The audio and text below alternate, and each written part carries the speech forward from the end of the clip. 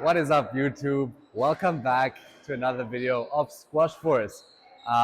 If you guys have clicked on this video, you're here to improve your squash, play the game that we all love. So, firstly, I would like to thank all of you guys that have been watching and supporting the channel. I would really appreciate it if you guys liked this video and also subscribe to my channel. This will keep me motivated and keep me making more videos and squash content for you guys right here on YouTube. So yeah, let's get right into this video. Today we will be talking about racket preparation, one of the most important aspects in squash. This is a huge fundamental that every player should start working on and can always improve on. I mean, I'm playing semi-professionally and I'm still working on my preparation to this day. So we're going to be working on our preparation both on the backhand and forehand.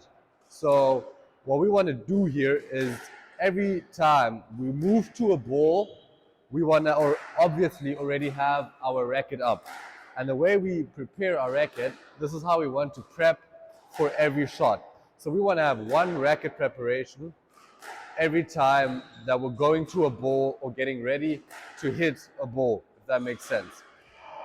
Okay, so first and foremost, I think there's some things that should always be done on the racket preparation, both on the backhand and the forehand, and then of course they deviate a bit. So the preparation will look different on the forehand than it does on the backhand.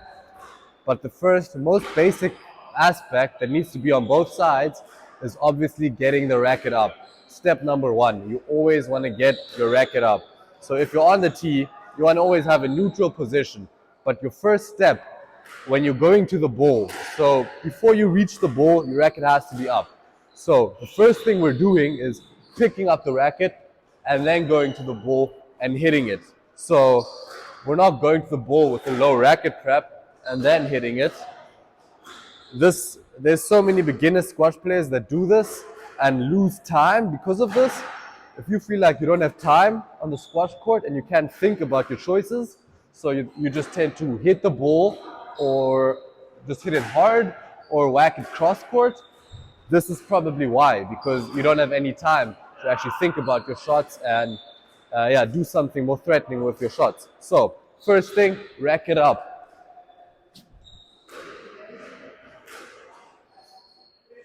My second tip for racket preparation, especially on the forehand, is that, well, I told you about getting the racket up and coming behind the ball. Coming behind the ball is another key factor. So you want to come behind the ball, which is this motion, but not too far back. It doesn't help us if our racket preparation is here, because once again, it takes so much time because we have this huge swing and it's coming from the back.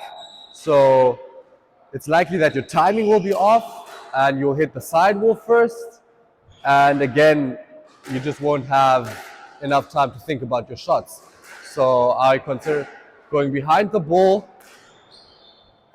instead of getting it just behind your body. So make sure to see the difference between this and between that.